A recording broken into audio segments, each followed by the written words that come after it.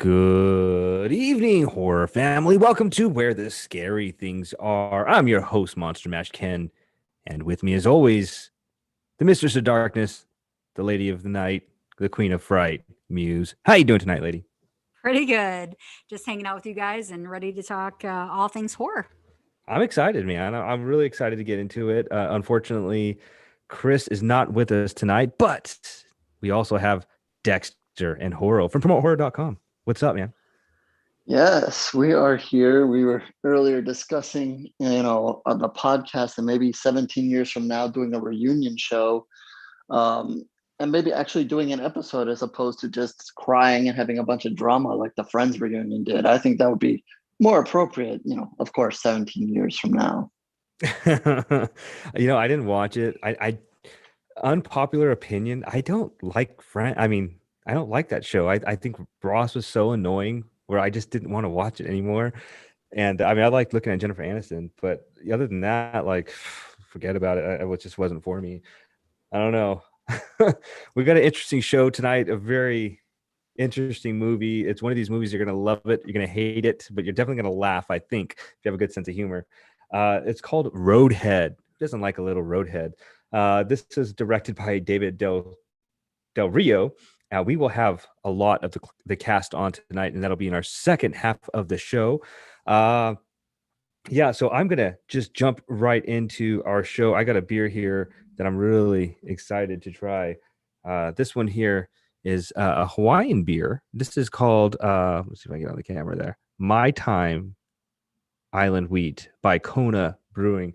I've had several of these different flavors of these Kona beers, and one of them would happen to be one of my favorite. But this one's an Island Wheat Ale, and I'm really excited. So cheers to you guys. Oh yeah, that hits the spot. That is a great summer beer. I highly recommend this. This is pineapple, orange, and lime, made with real pineapple, orange, and lime. And if you can find this beer, this is really good. Ooh, yeah, I'm gonna enjoy that. Anyway, like I said, we've got a great show planned. We've got our normal get-ups. And I just want to shout out for my segment here instead of going into the horror movie flashback. I gotta shout this guy out, man. Every time I get on Twitter, you have your certain follows and whatnot, but and John Grant is just one of my favorite follows. He's a listener. He's on our show every time. But I got to talk about his tweet game. Man, he's got mad tweet game. He put out a tweet this morning that I'm just going to shout out these movies. And 1987 was an awesome year for movies. And I just want to shout out John for tweeting this because it's a good reminder of these films. And instead of going through each of the films that I do or whatever, I want to kind of talk about these because some of these are my favorite films on this list. But in 1987, we've got Hellraiser that came out. We've got Nightmare on Elm Street, Dream Warriors that came out. You've got The Video Dead. Muse, I think you had that on one of your segments, the cover art. Yeah, I remember that. Evil Dead 2. Obviously, we love Evil Dead here. Dolls. Do you guys remember that one with the eye, the cover with the eyes? Awesome. Stepfather. We just brought that up, I think, last show. One of my all-time favorite movies, Predator, with Arnold. The Kindred. I brought that up not too long ago as far as movie covers go. Monster Squad. I just love Monster Squad. Yes. Near Dark, we talk about that one a lot. The Lost Boys, Muse, that was our first or second episode we did with Jamie Newlander. House 2, I remember we had a little bickering because I said House 2 was better than House 1. I liked it better than House 1. The Gate, remember that where the kids open the gate and that big monster thing comes out and little deals come out and all that, and had great movie. Prince of Darkness. Yes. The Curse, Will Wheaton, man, fresh off of um Stand By Me. And then he comes and does this movie next. I remember he took a bite into that apple. It was full of worms. Do you guys remember that scene? Ugh, nasty. And last but not least, Creep Show 2, another movie that I thought was better than the original. the second one. So John, thank you so much for tweeting that today and giving us a great reminder that 1987 produced some of the best, not just horror films, but films. I mean, they may be cheesy in their own way, but Predator, The Lost Boys, Hellraiser, these movies are great, man. Evil Dead 2, amazing movies. So if you haven't seen any of these movies, definitely check them out. You are missing out big time. But yeah, I'm actually really excited to get into Muse's segment. So I'm going to cheers you guys one more time. John, thanks again. Luna, I love you too. I love your tweets too. Thank you so much for always supporting our show. But yeah, check out Kona Brewing's Mai Tai Island Wheat. If you can get your hands on this stuff, it is the tits. I love it. I want to get some Roadhead and drink this beer at the same time. Muse, you're up. What a segue. Oh, I love it. Right? Right. You like that? Yes, I can't follow that because there's nothing like, never mind. That's too much information for me.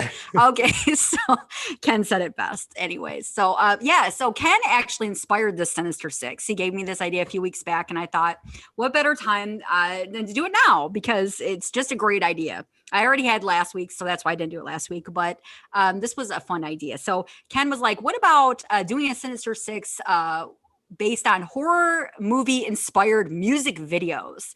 There are a lot of them out there. And this was such a fun thing to do. And, I always send Ken my list early, because he sometimes he'll pull up videos or pictures or whatever, and he was like, you missed so many, and I was like, yeah, it's so hard. There were so many, and there were so many good ones. I agonized over this list, and I did it like this on purpose. You guys are probably going to be like, well, where's this song, where's this band? I left off some obvious ones just because I felt like I wanted to throw in maybe some bands or some songs that you guys would seek out. I'm always about introducing people to new music. I love it when people do that to me. So I try to do the same for other people. It's music is just awesome. It's just a big part of my life. It's like my medicine. And so I always get really geeked when someone introduces me to new music. So I wanted to do that for you guys. So there are going to be maybe some bands on here and videos on here that maybe you're like, who? Okay. So it's all meant to kind of like expand your horizons a little bit. So bear with me if I leave out some obvious, favorites, because I know I'm going to, because Ken already said I did. So I'm going to pick on him a little bit. But okay, so the first one is actually a newer group that I did not know about, but I love.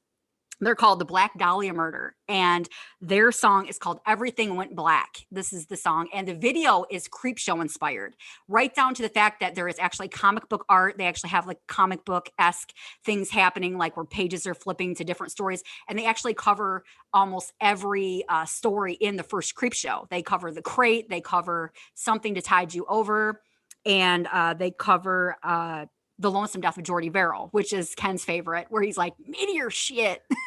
Meteor shit. Right. I was like, meteor shit. There needs to be like a button where it's just Ken saying meteor shit. We should do that like once a show. But so yeah, that's the first one. And it's just a really fun video. And like I said, they don't cover Father's Day, which I was a little bit bummed out about because I really wanted to see like the guy doing the Ed Harris disco dance at some point in the video, but they skip that one, but it's really great and really creative and really a cool video. So if you're a Creepshow fan, definitely check out Everything Went Black by Black Dahlia Murder. And it's just a great freaking song too. Fantastic band.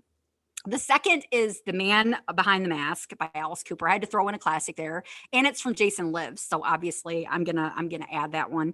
But it's Alice Cooper, and the video opens up. It's just a really fun 80s kind of cheesy, but classic Alice Cooper. I loved it. And it's from, like I said, Jason Lives. There's a lot of clips of the movie in there, and you've got Alice Cooper as Jason busting through the screen. There's like, a movie theater of like kids watching like scary movies and stuff. It's just a really fun homage to the 80s. And just a lot of great clips and memories from Jason Lives. So definitely I had to throw that one in there because it's Alice Cooper. And he's done so much for the horror world. You can tell he's a big horror fan, and I love that about him, and his music is great. The third one is a song I did not know even existed, and it's called Hellraiser by Motorhead. Now, I love Motorhead. I love Ace of Spades. And this music video is another great, really fun homage to, Hellraiser. It's Hellraiser. And I think this was kind of like, this came out around the time Hellraiser 3, Hell on Earth did, because I do see some clips of the movie in the video when I watched it. But there's actually part of the music video where you've got like Lemmy, the lead singer of Motorhead, in the theater watching the movie, and you've got Pinhead sitting behind behind him, and I'm pretty sure it's Doug Bradley playing Pinhead. And of course, at the end of the video, I believe he takes a Lemmy's soul, or it's great. It's a fantastic video. And I love when the actual people that play the characters star in the video alongside the band, a lot like he had with Dream Warriors with Dokken, which I know I left off and I probably stole somebody's answer. But I love when the actual stars actually, the actual people that play the monsters and stuff star in the music video. So that was a fun one. And it's a great song. I love Motorhead. So just a really great song. So check that one out if you missed that one. The fourth is Everlong by the Foo Fighters. And I mean, this is one of my favorite bands of all time, short of Smashing Pumpkins. And this is, if you've seen this, I mean, this is one of their biggest songs. I don't know where you've been if you have not seen Everlong by the Foo Fighters, but it's been all over TV videos and everything. And it's an homage to the Evil Dead. There's a lot of references to the Evil Dead. They're at the cabin. There's all this kind of crazy stuff going. It's like a fever dream. The whole thing is just crazy, but it's classic Foo Fighters, and I love it. And it's got a tribute to the Evil Dead, so it doesn't get much better than that. The fifth one is called Hell in the Hallways by Ice Nine Kills. Now, Ice Nine Kills actually did a whole album dedicated to horror movie themed songs, and it's called The Silver Scream, and it came out in 2018.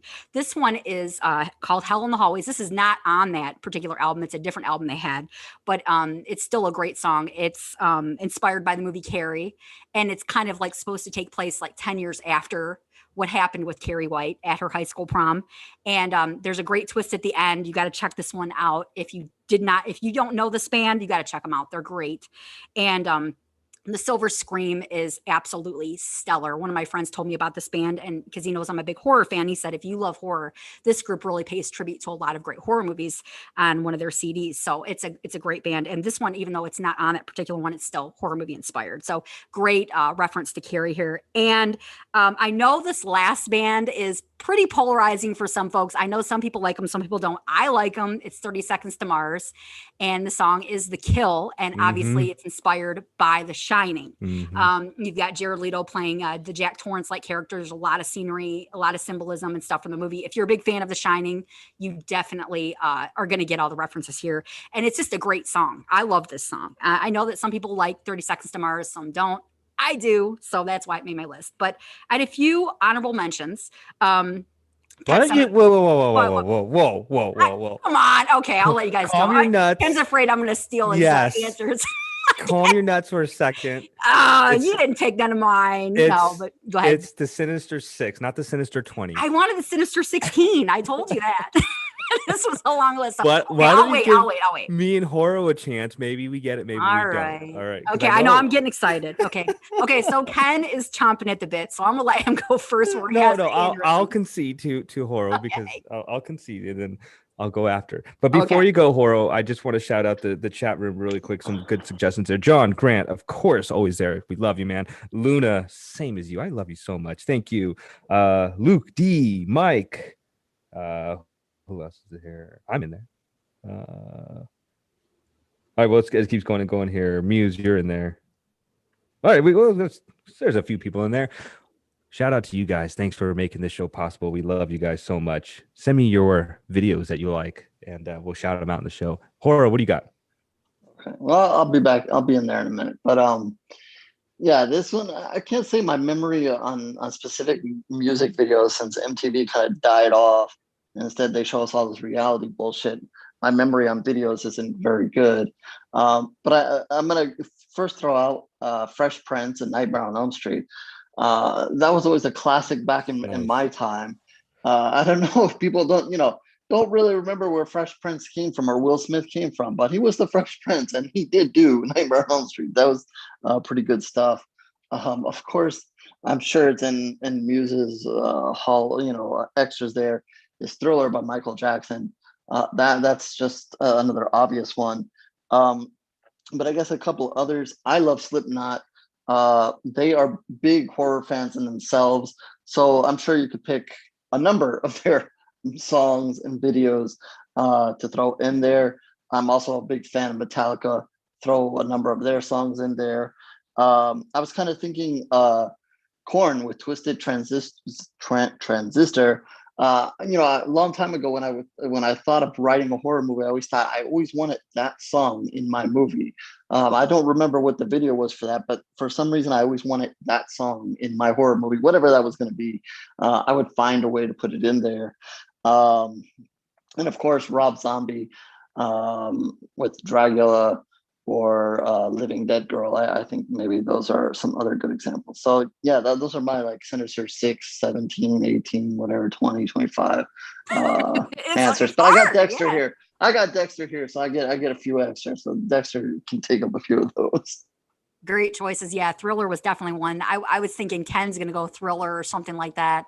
And I didn't want to take some choices. I thought you guys, Living Dead Girl was on my honorable mentions because I think that's a tribute to The Cabinet of Dr. Caligari, which is a great classic 20s silent horror. So really great stuff. All right, Ken, this is it. This is your moment. Here we go. Yeah. Well, HorrO did mention Metallica and Enter the Sandman is probably one of the scariest videos with that old man and the lights flickering and whatnot. So I always thought that was really scary.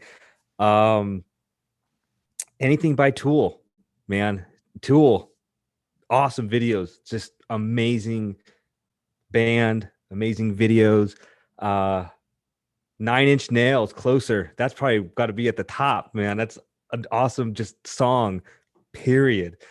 There's a newer band I don't think a lot of people know, but if you ever check out the band Gunship, it's got that techno vibe, but they made a video, it's animated, and it's such a cool concept. They got the Lost Boys. They've got the guy playing the saxophone, what's his face? I forgot his name. In Lost Boys, he was playing the saxophone, buff dude. They got him in there. They got Blade. They got Buffy, and the Buffy and Blade are fighting the vampires from the Lost Boys in this video. It's amazing. It's awesome. It's full of blood. It's great. So that's Gunship. I think it's called Dark All Day. Really cool video. And the last one I think I was going to say is a Nirvana. Oh man. I can't think of the name of it, but it had like this angel and it was scary. Anyway, but yeah, definitely Tool. I think Tool and 9 Inch Nails, you got to put those in there somewhere. I'm actually shocked that you didn't have that, Muse. I'm kind of Well, I tried to stick with ones that kind of had to do directly with horror movies rather than just being a scary atmosphere. I kind of thought connect it more with the movie, but either way is really great. There's some great videos there. I agree. Tool definitely has some really creepy stuff going on in the videos and stuff. A few that did not get mentioned that I was kind of flip-flopping on were Pet Sematary by the Ramones, obviously. HorrO mentioned Living Dead Girl. There's a song called Scream by the Misfits, which is kind of like an homage to zombie movies. Some great gore in that. So if you want to see they really went all out in the makeup. And it's just like a complete zombie movie. It's got like a whole Return of the Living Dead type thing going on in that one. There's another song by My Chemical Romance called Honey, This Mirror Isn't Big Enough for the Both of Us. And it has a lot of scenes reenacted from Audition, which is fantastic. So if you've seen Audition, that's definitely, you're going to see all the references there. And that was it. And I love that Omar picked Nightmare on My Street by DJ Jazzy Jeff and the Fresh Prince, because I was a little bummed watching that one. But that was the whole reason why I bought He's a DJ, I'm the Rapper, because it had that song on it and I love Freddie. I was like, oh my God. And it's a great CD cassette tape anyways. But the video, I went back and watched it. They must not have had the copyright, rights to it, because there's kind of like a Freddie-esque kind of guy, but it's not really Freddie. There's no scenes from the movie. So it was a little bit of a disappointment, but it was still a really fun song. I kind of wish they would have had Freddie, Robert Englund in that. It would have been really fantastic, but it was still a really fun video, but there's a lot of references and stuff. So just from the chat room, Mike is saying that there's a couple that we missed here, and he actually got mine. Mike, you said, hold on, I just passed it up here. Oh, Aphex Twin, Come to Daddy. Did you say that one, Muse? Or no? Nope. Okay, that's a great pick. Yeah, Mike is saying that. Luke D is saying Dream Warriors from Dokken. I think did you say that one? I referenced it, but I was kind of thinking one of you guys might. I thought Omar was going to take that one because of Nightmare on Elm Street, the Freddy reference. I didn't want to take some ones you guys might, want to grab. That's a really fun music video too. and he corrected me on the heart-shaped box from Nirvana. Heart-shaped box. That was the name of the video I was thinking of. That was I kind of love that freaky. song. That's one of Yeah, my favorite Nirvana songs. yeah. Beautiful song, beautiful video, beautiful band. Anyway, awesome list, man. I'm Yep, glad I that's thought of that it. for you. I'm glad I Yes, gave you Ken the came assist on that through. one. He actually helped me out.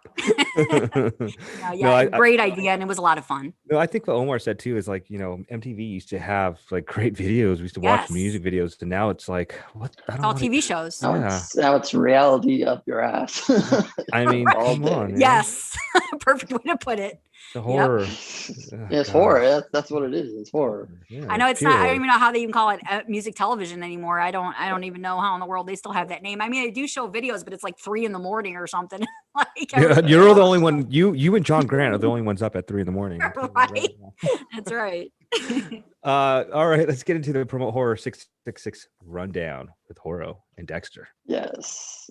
I guess I could also think of all the horror boy band music that's put out there too. That's pretty scary stuff as it is. NSYNC and Backstreet and all those crazy ones. I don't know. Anyway, all right. So last couple of weeks, I kind of just thrown ideas out there and things I was thinking about to talk about. And I promised this week we'd get back to remakes, and we are, or at least a reboot in this case, because I did see Spiral, so I am going to talk about that right now. I got my shirt on here, and I'm ready for it. So yeah, it's not a remake. It is a reboot here. So let's just start off with that and get that out of the way. So as I talk about this, we'll kind of see the differences here. But I guess this all came about because Chris Rock had an idea of what he wanted to do, and he kind of brought this to the table.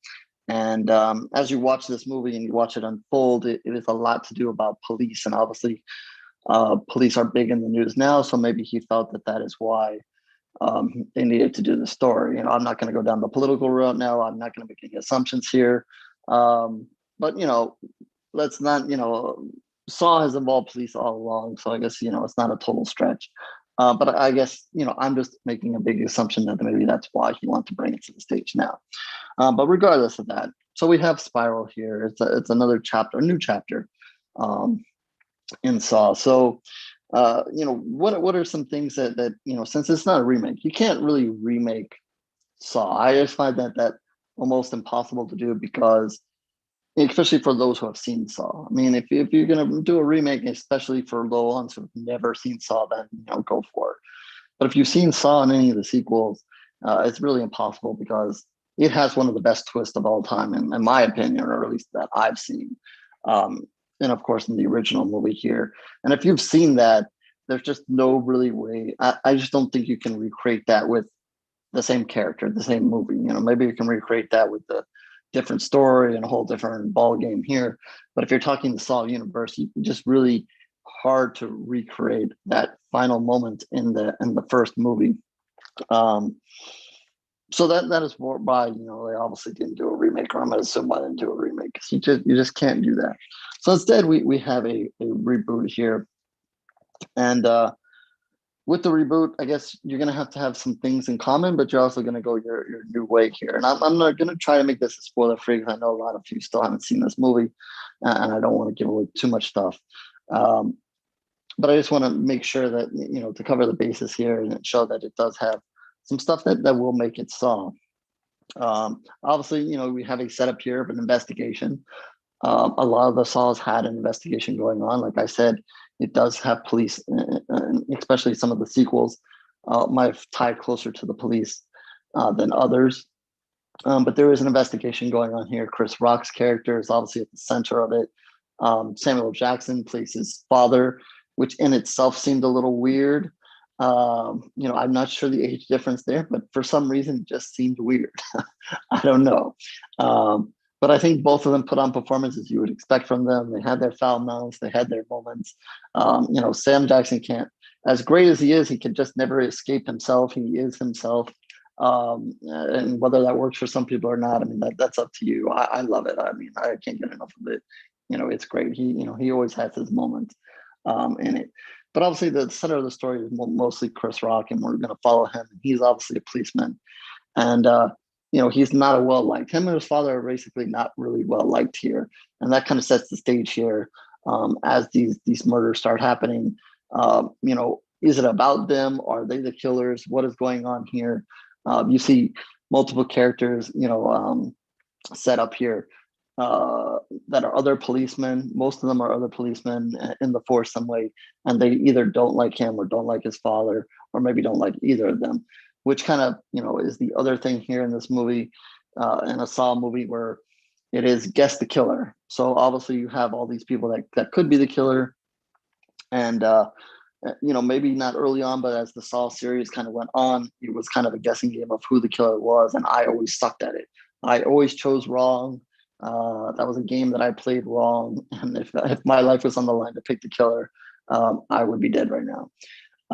But yeah, they set it out here, and in a way, I'm a little disappointed by that what they set up here, because I think they left it too obvious. I think they, I'm being spoiler free and trying to give anything away, but I think it was just too obvious with the way the story plays out. And as the killings start happening, it just leads to, you're going to see it coming a lot sooner, especially someone, for what I just said, is pretty dumb at finding the killer. I pretty much had narrowed it down, and I thought it was, at the end of the day, it was just too obvious. And if you're not careful on social media, I saw a terrible post the other day that basically gave it away. I was like, what is that? That is, and it was from a larger media thing. So I was like, that is not cool. But regardless, that's besides the point. Obviously, with Saw, you also have the traps. You have to have that go along with it. I would say, as far as the traps here, the first one is pretty good, pretty brutal, kind of sets the stage here. I think some of the ones to follow, I think, were aimed to be more painful than maybe bloody and brutal.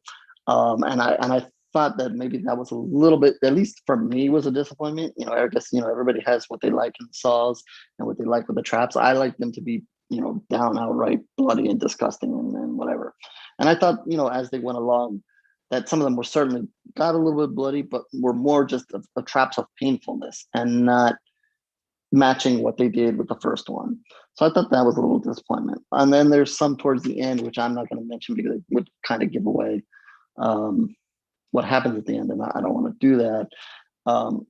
So are they the best traps in the series? I don't know. Like the first one may make itself up. I would have to go through a whole history of Saw to do all the traps. But I would say the one that in my mind is most worthy is probably the first one you see in the movie.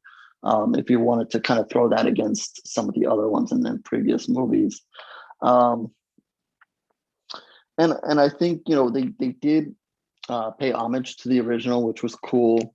There is, I don't think this is a spoiler or anything, but there is a scene where Chris Rock's character does end up with handcuffs on him, and does end up with the saw by him, and he kind of has to decide what he's going to do here. Obviously, they changed it up. It's not what is happening at that moment is not the same in the original movies. I don't really think that spoils anything there. But they obviously play homage to that moment without trying to give away the ending. I think they tried to make the ending of the original Saw is very spectacular, especially when you see the twist and you see him get up and he calls, he slams the door. I think they kind of tried to emulate that, and it's hard to explain without giving it away, but I think they tried to emulate that in some ways there at the end, and I just didn't think it worked. And mostly because I didn't think the killer in this movie is as spectacular as what Jigsaw ends up being. I just don't buy this character, as a killer, and I guess that's kind of why it's just not as effective for me. But of course, like I said at the top, you really just can't do that ending again. You can't make it as iconic. And even if they do 2 or 3 more Saws after this, I don't think whatever they come up with or whatever will ever match the iconicness of Jigsaw and what he did. And I guess the other thing they do is obviously they wanted to do a puppet again, which is another important thing. But this time around, they change up the puppet. We don't see the little puppet Jigsaw. We see a pig, which kind of follows, some of the story of Jigsaw. We saw some pig usage of that. And obviously, if you want to be, playing with it, some people call police pigs. So, that is another, as you see the storyline unfold, that is another reason why they might use pigs in this as opposed to the puppet. So you have that. So, and then in the beginning of this, I should have said it earlier. You have them acknowledge that Jigsaw did happen. They're not dismissing that any of that happened. Obviously, this has nothing to do with him himself. It's not a continuation of him and his work. It is somebody who's a copycat, basically, and kind of taking his model and doing it themselves. So, it's kind of similar to some of the sequels, but some of the sequels still tied back to the original, and we're still doing it in basically his name and his honor and so forth. I guess one of the other things that was interesting as I look back at it, I think one of the things that got Amanda in trouble in the series was that Jigsaw always wanted to, or at least in his mind, even though I don't agree with it, wanted to give the people an out. Like, even though they were in a trap, he kind of made it like, you can still escape if you, do, X, Y, and Z. And even though I think some of those traps were even though he had that planned, I don't think you were going to escape one way or the other. And I guess, Amanda, I think it was Amanda that went off the rail and kind of didn't give anybody a chance. And I didn't quite see that in all these traps. I didn't see a complete exit for all these people with all the traps. But again, that's, gets very technical if someone's going to survive X, Y, and Z. That's happening here. But overall, I thought it was a so-so movie, and I'm not, hating on it. I'm not, wasn't super excited about it. I know it was in good hands, and everything was done with good intentions and whatever. They have ideas for the sequels, and maybe once they put a sequel or two together, maybe it all comes together and fits better as a thing. But do I think it was necessary? Do I think we had to have it? No. Obviously, like I said, I'm glad they didn't try to remake it, because that just wouldn't have made sense. But those are just, my thoughts on it. I love Saw. Obviously, I have a shirt, and just because I have a shirt doesn't mean it, but I really love it because it's bloody and gory and all that, and that I love that, and that's just, throw the Saw franchise up there with like Hostile moments and Wrong Turn and all that, those kind of moments. I love all that stuff. So I might be depraved like that New York Post writer thing. I don't know. But yeah, that's kind of my thoughts on Spiral. I don't know if you guys want to throw out your thoughts on Spiral if you saw it, or your thoughts on Saw. But go for it. I'm gonna watch it. I'm glad that you addressed, with Chris Rock and Sam Jackson being in it, because that was something that I was curious about. I was just curious why Chris Rock would do something so out of his element, I guess. And if you said that, I don't know, it sounded like he pulled it off, I guess. And I've heard good things about it for the most part. I think I might watch it. I think I fell off on the Saw movies after the third one. I didn't, what else can you do with it? But it looks pretty interesting. I don't know. I'm going to check it out. I always say that and I never do, but I do want to watch this one. I do want to see it. Muse, what are you thinking? I'm with you. I'm going to watch this one. I know that remakes aren't as very popular, especially when you remake a pretty beloved franchise like Saw, but they do reference some things. So I love that they don't dismiss everything. So that's always one of my biggest I think gripes with remakes and reboots is, you want to start over. And I love that they reference, Jigsaw and some of the sequels. But I'm like Ken. I think I fell off after the second one. Actually, I will admit I have not seen anything past like probably part 2. I think I've seen bits of part 3, but I don't know. Yeah, I'm with you, Muse. Same thing. I don't know. It just I felt like after the first one, it wasn't there for me the same way. I mean, the first one definitely nailed it. And it was just a lot of shocks and craziness and stuff. And they always had some really creative things going on with the traps and stuff, but I can't honestly say that I've been a diehard fan of the franchise. Not that I don't like it. I just haven't kept up with it. So I can't even honestly say whether the sequels were bad or good. But I like that Chris Rock did this. I really think I'm looking forward to this. I think I'm gonna love it. I can already tell. I think that when you come to a reboot, it's always hard shoes to fill. But I think he's going to pull it off. I honestly do. Luna and John were talking about it in the chat, and I got to agree with them. I'm about this one. This is one I'm going to check out for sure. Yeah, I would say, you guys reference, Chris Rock and Samuel Jackson's performances. They were good. They were what you would expect. I think that both of them can be over the top at moments, and I think you're going to see that in this movie. So there are one or two scenes where, especially with Chris Rock, since I'll say that more of the movies, the pressure is on him. I mean, not only does it he brought it to the table, but he's the central character here. He's who we're following. There are some moments that it kind of like it feels like the camera goes on him, and it felt a tad awkward, whether it was him or what was going on. I don't know. It just didn't feel totally right for whatever reason. But I think overall they still do a good job, and it obviously makes it a lot different than anything we saw in any of the other movies. I'm quite disappointed that you guys didn't watch the rest of the Saws. I know. It does. I know it does get confusing and it gets a little wild there. And one of the craziest things is how you kill off someone like Jigsaw and still continue on to do a series. It is weird, and it is something we could do several shows on. How they pull that off, and it almost in itself eliminates ever doing a prequel just because they do that. So again, they really when you do a Saw movie, you have only one really way to go. I mean, you can only go really forward. You can't even go backwards with it. It's a unique series in itself because of that. Oh, wait a minute. I had a question. So is Spiral like a prequel, or is it like a sequel, or is it like a reboot? No, it is a reboot. Okay. It's on its own, and what it does is it does acknowledge the fact that Jigsaw did exist and that there is a Jigsaw case. Now, they don't make it specific. They don't say,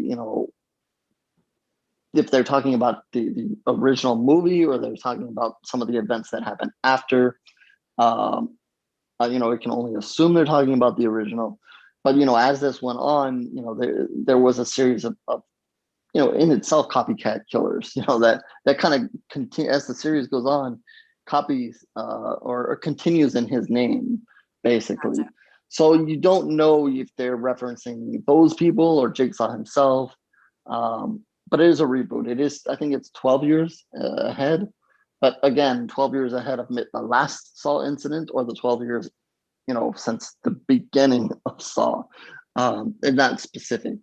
But yeah, they certainly acknowledge that, and you see a lot of you're going to see the little spiral drawing in there, and obviously the traps, and I think once the killer is revealed, you get that same kind of ending thing where I guess you guys didn't watch too many of the other sequels, but they do kind of a recap and kind of show you how he became, the hints of how this person becomes the killer, and so that it makes sense. So.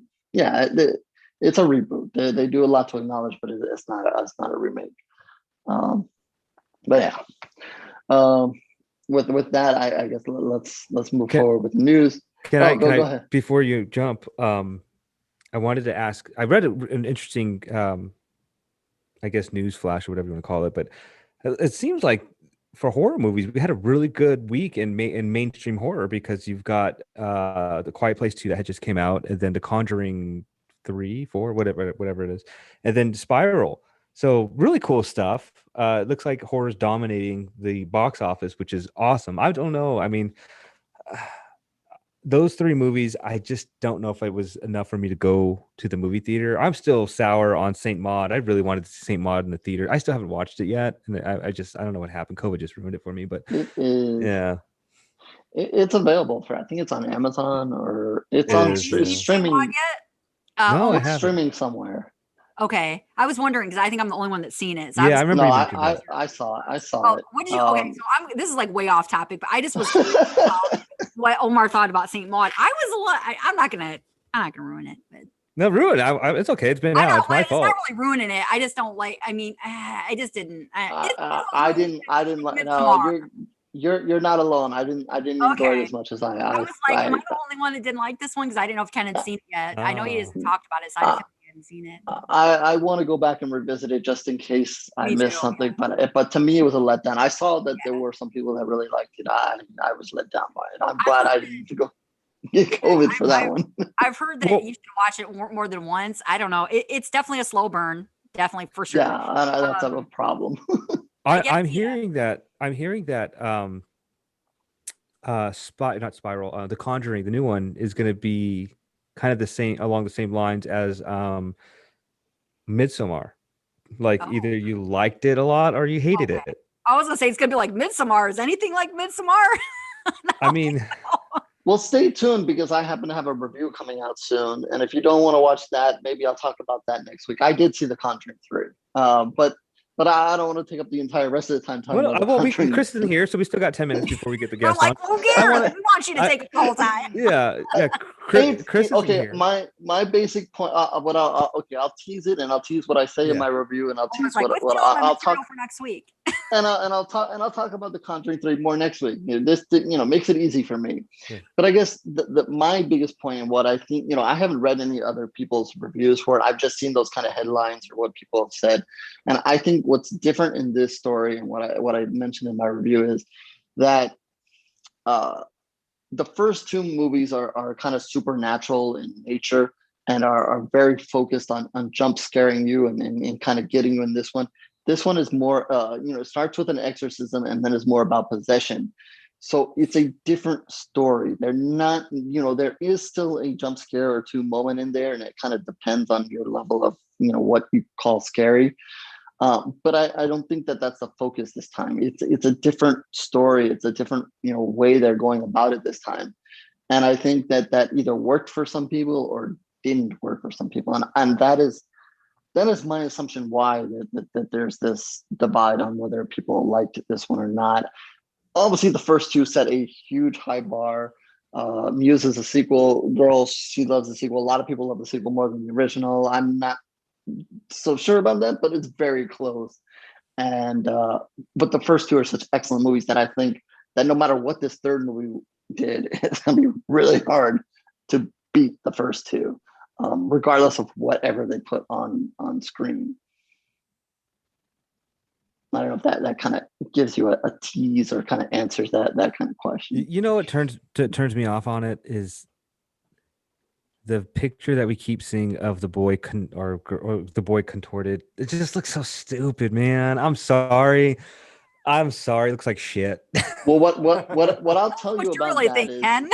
I'm just keeping it real, man. I love that about you, though. I mean, Looks like Okay. shit. I don't know. Come no, on, but man. what I'll tell you about that is, and if anybody else has the same concerns and hasn't seen the movie, that happens very early in the movie, and then so you get it out of your system. So you get the shit out of the way. Yeah, Get the shit out of the way, and then it's not going to ruin the rest of your experience. Yeah, the CGI or whatever the hell they were doing there, Yeah, it fuck wasn't. that. I'm out of it. I'm out. It wasn't the best there. Yeah, I will admit to that. That was not the movie's best moment.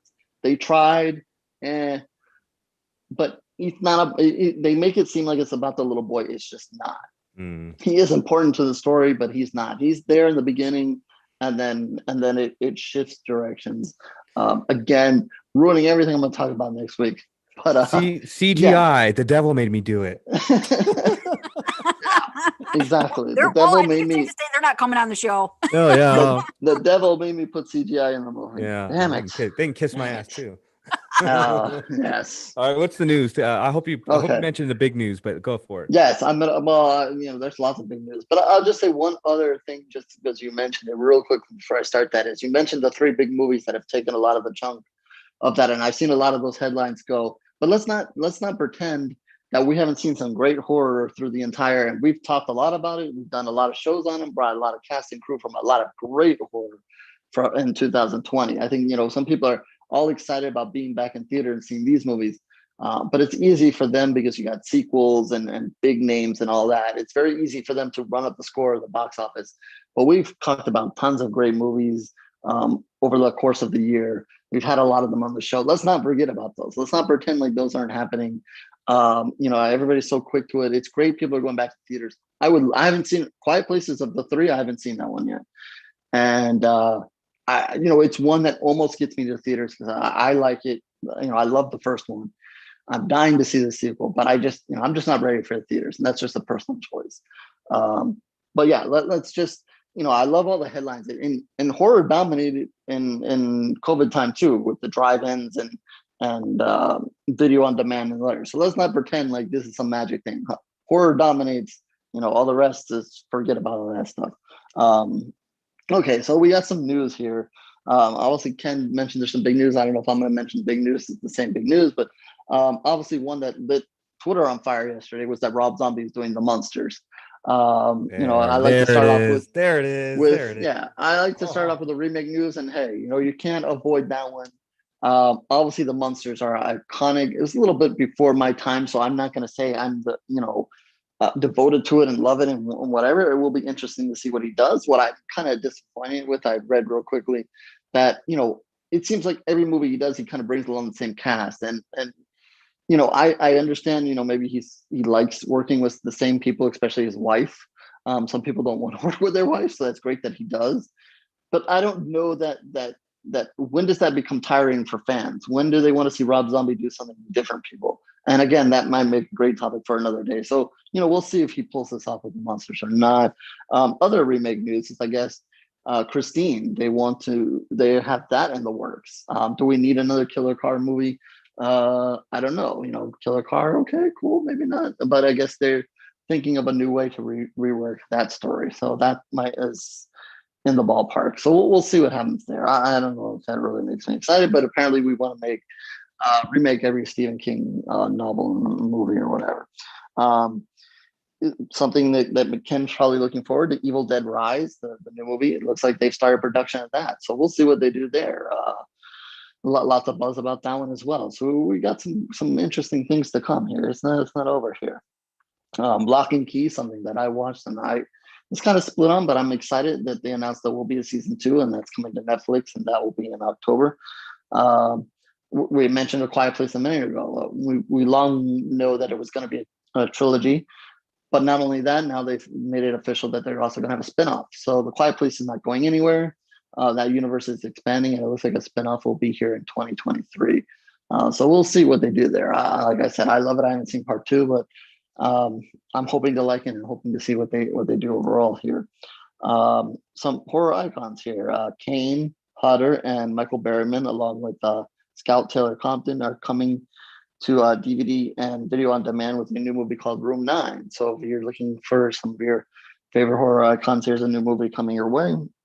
What We Do in the Shadows, season 3, will be coming in September. So we got some horror on TV and more horror on TV. American Horror Stories, this is the new series, will be coming to FX on Hulu July 15th. So if you do have access to Hulu, you have something maybe new to watch there. And if you just like the classic American Horror Story, or you just don't have Hulu, American Horror Story will return in late August for its 10th season now. So congratulations that I love American Horror Story. So I'm interested to see what they do there. And finally, getting long-winded here, my recommendation for the week is Amazon series. I believe that there's reports of season 2. I don't know if that's official. It's not. I'm going to do a review hopefully soon. But just be prepared. Lots of good scary moments, but also a lot of race stuff. So if you can't really take the racial stuff and the racism, it might be a tough watch. There's definitely some tough scenes in that one. And another movie that's coming out on VOD this week is Censor. Definitely an interesting take on censorship mixed with horror here. And I have some interesting thoughts on that, but I'll share them in a review soon. So yeah, that is the 666 horror rundown. It was good, man. I loved it. So we're going to jump right into our interview. Sit tight, everybody. We'll be right back.